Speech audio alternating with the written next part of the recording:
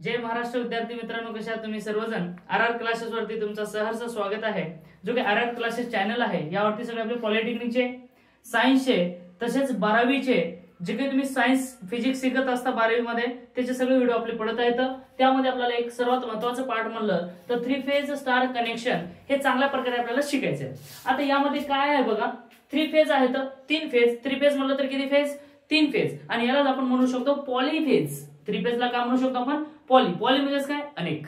Poly म्हणजेच काय? अनेक. मग 3 फेज आहे तर 3 फेज, अनेक फेज याचं कनेक्शन कशा प्रकारे आहे आणि याच्यामध्ये जे व्होल्टेज, त्याच्यानंतर त्याची फेज डायग्राम, त्यानंतर लाईन व्होल्टेज काय असतो, लाईन करंट काय असते, फेज करंट काय असते, हे सर्व सांगणार आहे. ओके, कुठे जायचं का? कुठे जायचं नाही. हे पूर्ण कन्सेप्ट तुमचे क्लिअर करून देणार आहे. याची गॅरंटी मी घेतो आणि तुमची गॅरंटी एवढंच आहे की शेवटपर्यंत व्हिडिओ बघणे. ओके, बघा आता याच्यामध्ये काय आहे बघा, आर फेज. आता एक अल्टरनेटर आहे. अल्टरनेटर म्हणजे काय? जनरेटर. मग ते कुठं असतो? तुम्ही डीजे वरती नाचता गणपती विसर्जनला, कोणाच्या तर लग्नामध्ये डीजे वरती नाचता. मग ते डीजेच्या समोर जे काही एक डिझेल टाकतात, त्याच्यामध्ये डीजेच्या समोर डिझेल टाकतात, ते एक इंजिन असते आणि त्या इंजिन मधून तुम्हाला इलेक्ट्रिकल सप्लाय भेटत असतो. आणि त्या ठिकाणी त्या जे काही इंजिन असते त्या इंजिनच्या मागे गट्टू असतं. गट्टू एवढं एवढं लांब असतंय आणि ते फिरतं, त्याच्यातून तुम्हाला भेटतो सप्लाय. ते काय असतो? अल्टरनेटर. ते काय असतो? अल्टरनेटर. अल्टरनेटर म्हणजे काय? असा एक डिव्हाइस की तो तुम्हाला एसी सप्लाय तयार करून देतो. काय करून देतो? एसी सप्लाय तयार. Alternator which generate the alternating current. तो काय करत असतो? अल्टरनेटिंग करंट म्हणजेच काय? एसी.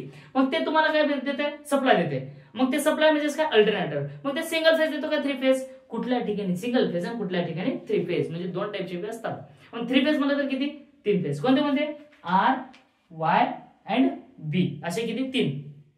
मग त्यामध्ये 3 वाइंडिंग असतात. प्रत्येक फेजची किती वाइंडिंग? 3. मग वाइंडिंग कुठे आहेत बघ. हे जिलोबी दिसतात का तुम्हाला? गोल गोल गोल माहितीये? हा, जिलोबी खायत ना तुम्ही? हा, तसं. हे काय जे काही गोल गोल दिसतात ते किती वाइंडिंग? 3. 1 वाइंडिंग, 2 वाइंडिंग आणि 3 वाइंडिंग. मग 3 वाइंडिंग आहेत तर 3 फेजचे 3 वाइंडिंग. मग 3 वाइंडिंगचा कॉम्बिनेशन अशा प्रकारे आहे. मग स्टार कनेक्टेड मध्ये न्यूट्रल असतो का नसतो? मला सांगा बरं. मी सांगितले ह्याच्या अगोदरचे काही व्हिडिओ बघितला ना तुम्ही, त्याच्यामध्ये मी सांगितले काय, स्टार मध्ये न्यूट्रल हा प्रेझेंट असतो. मग न्यूट्रल प्रेझेंट झाला म्हणजे काय झालं?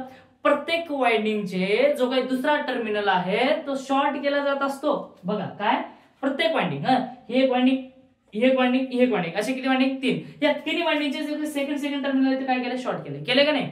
याचा फर्स्ट टर्म, सेकंड टर्मिनल हा, याचा फर्स्ट इथं, सेकंड इथं, याचा फर्स्ट इथं, याचा सेकंड इथं, म्हणजे हे तिन्ही काय केलं? एकाच ठिकाणी शॉर्ट केलंय. याला म्हणायचं काय? स्टार. मग स्टारला तुम्ही असं सुद्धा म्हणू शकता आणि यालाच तुम्ही वाय कनेक्शन सुद्धा म्हणू शकता. तुम्ही काय?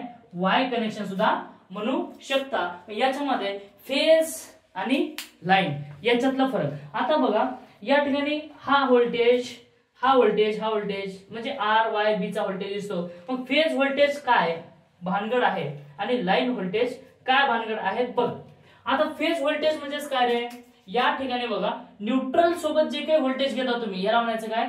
Phase voltage. याला काय म्हणायचं? व्हीपीएच. याला काय म्हणू तुम्ही? व्हीपीएच. न्यूट्रल म्हणजेच काय? एक फेज घ्या, आर फेज, आणि त्यासोबत न्यूट्रल आर, आणि न्यूट्रल जर घेतलं तर ते काय झालं? फेज. म्हणजे एकाच व्होल्टेज तुम्ही मेजर करायचं ना, एकामध्येच व्होल्टेज आर चा न्यूट्रल सोबत, ज्याचा कोणी नसतो त्याचा न्यूट्रल असतो, तसं समजा आर चा न्यूट्रल सोबत जर मेजर केलं तर फेज व्होल्टेज आला, म्हणजे एकाच व्होल्टेज आला. ओके सर, समजलं. त्यानंतर नेक्स्ट काय बघा, वायचा आणि एनचा आणि वायचा.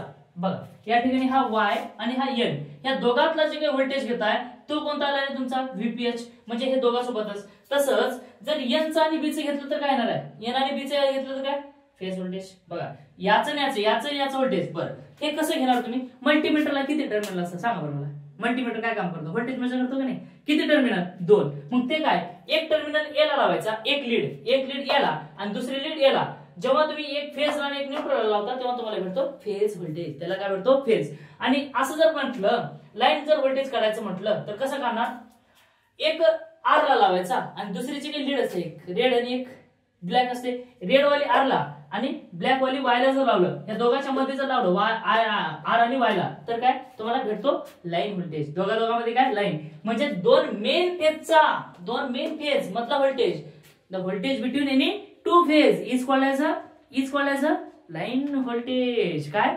The voltage between any two phase is called as a line voltage. आणि जर फेज व्होल्टेज म्हणतात the voltage measure across phase with neutral. The voltage measure across the phase with neutral.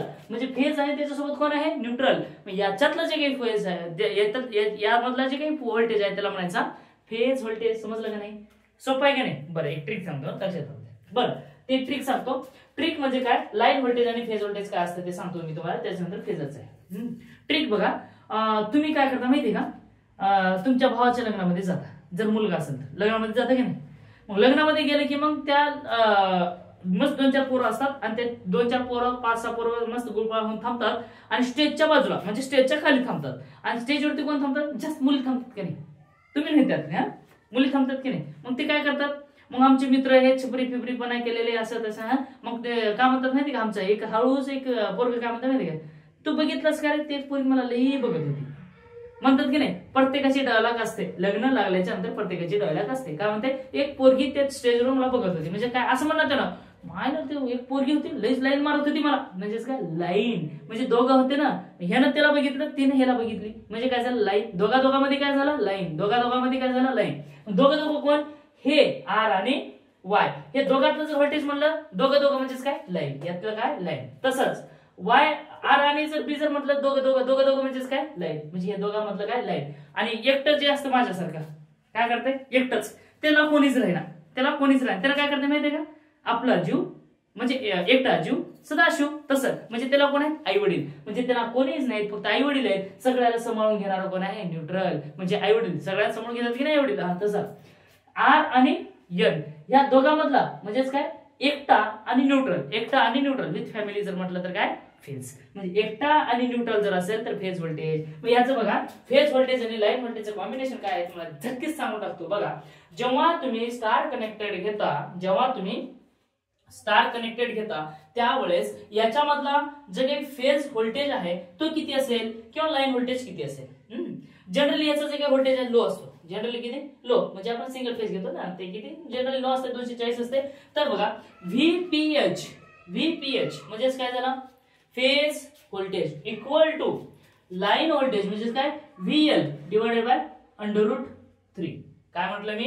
Phase voltage. बरं असं समजत नाही, असे phase voltage equal to line म्हणजेच काय? दोघांमध्ये लाईन व्होल्टेज डिवाइडेड बाय √3.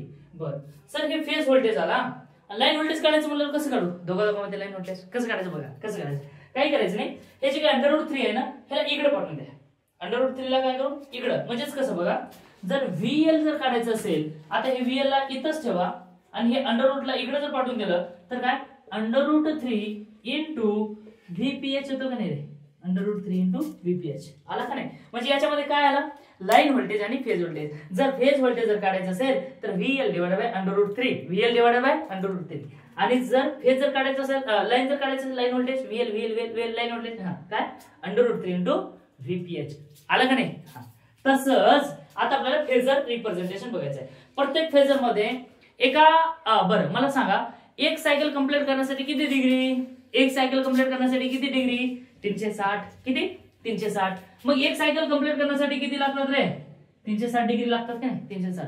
मग याच्यामध्ये जेव्हा एक करंट आहे ना, करंट कुठून? इथून निघाली तर परत तिथं जर आलं तर सर्किट कंप्लीट होते. when circuit is complete then bulb also flow. म्हणजे बघा when current is flow then bulb will glow. जर करंट जर फ्लो झाला तर काय होतं? बल्ब लागतो का नाही? मग बल्ब कधी लागणार आहे? करंट कधी फ्लो होणार आहे? जर क्लोज सर्किट असेल तर करंट फ्लो होते. क्लोज सर्किट म्हणजे काय? 360 डिग्री. किती? 360. मग या 360 डिग्रीला 3 फेज मध्ये डिवाइड करा. मग 3 फेज मध्ये 1 2 3 हे तिघं मिळून सर्किट कंप्लीट करतात. म्हणजेच काय? आता हे इथपर्यंत आहे, इथपर्यंत कोण? आर घेऊन आला. इथून इथपर्यंत कोण? वाय घेऊन गेलं. इथून इथपर्यंत कोण? बी. म्हणजे एवढं पोर्शन कंप्लीट कोण केलं? आर. मग इथून एवढं पोर्शन कोण कंप्लीट केलं? बी. आणि इथून एवढं कोण केलं? सॉरी हे वाय. हे वाय. आणि इथून एवढं पोर्शन कोण कंप्लीट केलं रे? कोण केलं सांगा बरं? बी. म्हणजे तिघांना मिळून सर्किट काय केलं? कंप्लीट केलं. म्हणजेच काय? 360 डिवाइडेड बाय 3 म्हणजेच किती आला? 120 डिग्री आला का नाही? सोपं आहे का नाही भाऊ? काय केलं? 360 डिवाइड बाय 3 जर केलं तर किती 360 आला. मग याचा रिप्रेझेंटेशन आपल्याला बघायचं आहे. मग अशा वेळेस रेफरन्स कोणाला रेफरन्स कोणाला तर पाहिजे का नाही. रेफरन्स म्हणजे कॉन्स्टंट, ते कोण आहे VR. मग या ठिकाणी VR equal to VM sine of omega t आला. जर तुम्हाला VR चा व्होल्टेज जर काढायचं असेल तर काय येणार VM sine of omega t. जर तुम्हाला Y जर काढायचं असेल तर VY equal to VM sine of omega t minus 120 degree डबरी. बघा आता इथे 120 का बरं घेतलं रे. इथून जेव्हा तुम्ही क्लॉकवाईज फिरतं त्यावेळेस मायनस येतं. क्लॉकवाईज फिरलं तर काय येतं मायनस. बरं ह्यालाच कसं लिहिता रे तुम्ही. ह्यालाच बघा VY equal to VM sine of omega t plus इथून जर इथपर्यंत आला तर किती हा 120 आणि हा 120 किती झाला 120 प्लस 120 किती 240 डिग्री आला. म्हणजे हे लिहिलं का हे लिहिलं का एकच आहे. जर तुम्ही असं क्लॉकवाईज जात असेल Y पर्यंत इथून निघा जिथपर्यंत Y येत नाही तोपर्यंत Y इथं आला.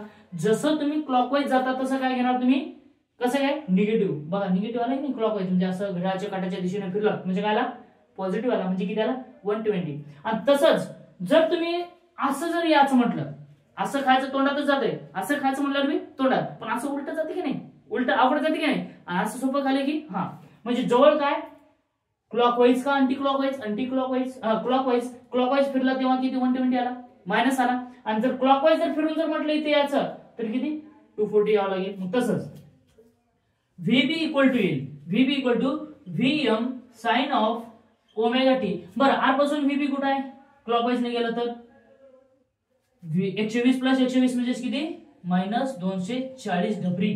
आणि तेच जर VB ऑर मध्ये म्हणजे थोडस तुम्हालाही सोपं मलाही सोपं ऑर मध्ये VB equal to VM sine of omega t. जर इथून जर असं इथपर्यंत आलं तर किती आलं उलट फिरलं तर पॉझिटिव्ह किती 120. मग किती येणार पॉझिटिव्ह 120 डिग्री म्हणजे हे आलं. आणि ह्या ओव्हरऑल जर तुम्ही ऍडिशन केलं ना फेजर ऍडिशन ओव्हरऑल जर ऍडिशन केलं ना म्हणजेच काय VR plus VB plus VY phasor addition तर येणार 1.5.